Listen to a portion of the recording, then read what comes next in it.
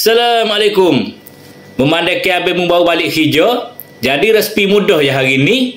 Telur mata goreng cili padi. Luncur.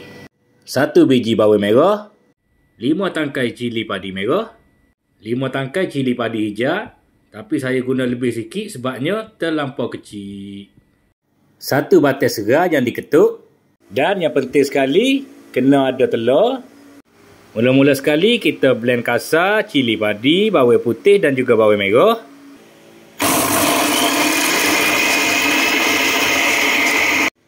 Goreng telur mata dulu.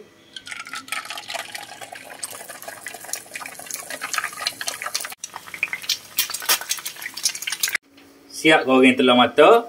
Jom kita buat bahan tumis pula. Panaskan minyak. Tumis bahan blend.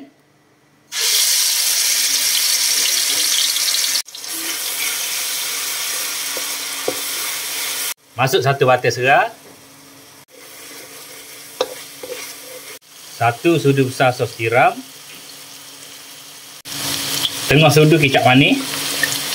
1 sudu besar sos ikan. 1 sudu gula.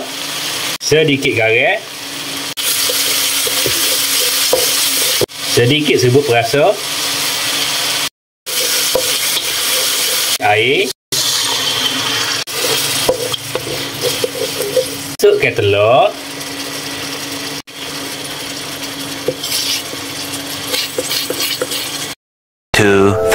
Years later. Siap resipi simple kita hari ni. Telur mata goreng cili padi. Terima kasih kepada yang menonton. Assalamualaikum.